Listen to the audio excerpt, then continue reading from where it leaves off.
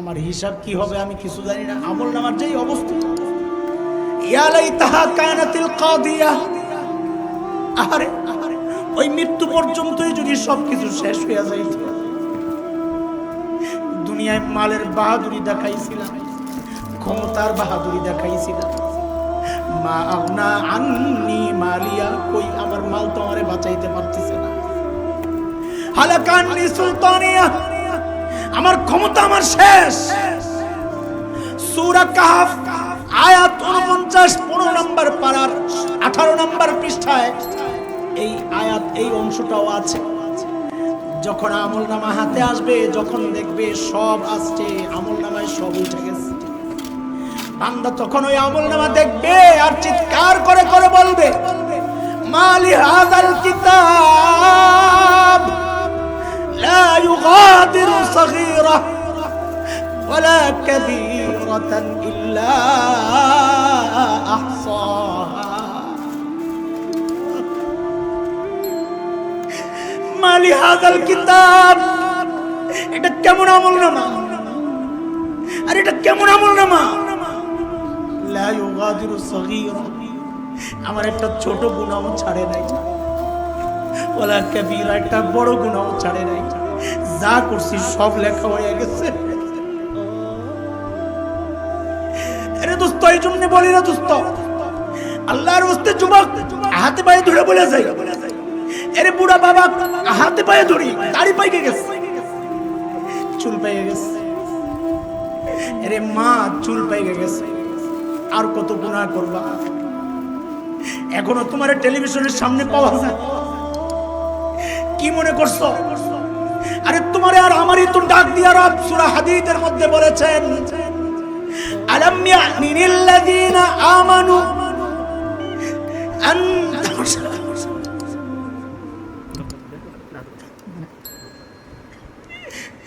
ألم يأن للذين آمنوا أن تخشع قلوبهم لذكر الله। এখনো কি সময় হয় নাই মালিকের ভয়ে কলিজার একটু কাইপা উঠতে? আর কবে? দাড়ি পাইকা সাদা, চুল পাইকা সাদা, আর কত গুনাহ করবা? এরে যুবক ভাই, আল্লাহর রাস্তায় হাতে পায়ে ধরে একটা কথা বলে যাই, এখন থেকে গুনার দিকে যখন পা বাড়াবা, গুনার দিকে পা বাড়ানোর সময় চিন্তা করবা তোমার একজন মালিক আছেন, ওই মালিক পিছন দিয়া ডাকতেছে। আরে কোরআনে আসছে এই কথা, তুমি আর আমি যখন গুনার দিকে পা বাড়াই, মালিক পিছন দিয়া ডাকে।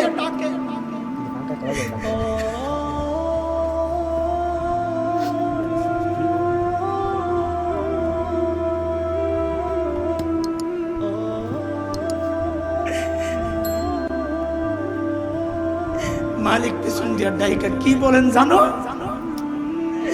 মালিক ডাকতেছেন আর বলতেছেন, ইয়া আইয়ুহাল ইনসান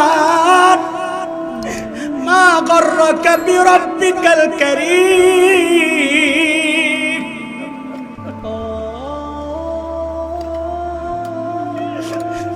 আল্লাযী খালাকাকা ফাসাওয়াকা ফাআদালাক في أي سورة ما شاء ركبك। এর দোস্ত, দুনিয়ায় সবচেয়ে বেশি মহব্বত করে কে? আল্লাহ ছাড়া কে বলেন তো? সবচেয়ে বেশি মহব্বত কে করে? আরে কথা বলেন, কে করে? মা মা আল্লাহ ছাড়া বলছি, আল্লাহ ছাড়া সবচেয়ে বেশি মহব্বত কে করে? আরে মাসআলা দেখেন না, সন্তান যদি বাবা মায়ের আগে ইন্তেকাল করে, বাবা তো সন্তানের লাশের পেছনে পেছনে যাইতে পারে, বাবা তো সন্তানের কবরে নামতে পারে, কারণ এটা আল্লাহ জানেন, বান্দাও জানেন। বাবা চিৎকার করে করে কাঁদবে, কিন্তু বাবার ওই ক্ষমতা আল্লাহ দিয়েছেন, ওই কবরে নাই মা বাবার সন্তানকে দাফন কইরা আবার উপরে ওঠার ক্ষমতা আল্লাহ তাকে দিয়েছেন। কিন্তু কোনো মায়ের জন্য জায়েজ নাই সন্তানের লাশের পিছনে পিছনে যাওয়া আর ওই কবরে নামা, কারণ এটা সবাই জানে, আল্লাহ জানেন। মার কলিজায় আল্লাহ কি মায়া দিছে আল্লাহ জানেন। দুনিয়ার এমন কোন মা নাই সন্তানদের দাফন করে সুস্থ অবস্থায় উপরে উঠবে, মা নিজেও লাশ হয়ে কবরে শুয়ে যাবে। মার কলিজা আল্লাহ তো মায়া দিছে, কিন্তু খেয়াল করে ওই মা না আপনার নাক বানাইছে, না কান বানাইছে, ওই মা না আপনার জিহ্বা বানাইছে, ওই মা না আপনার শরীরের একটা টুকরা বানাইছে, সব বানানেওয়ালা কে? এই জন্য আল্লাহ নিজেকে এই জায়গায় করিম বলেছেন, এত দয়া করলাম তোর, তোর মার এত মায়া তোর জন্য, অথচ কিচ্ছু বানায় নাই। কয়দিন ভাড়াটিয়ার মতো তোকে পেটের মধ্যে রেখেছে, ওই পেটটাও আমার।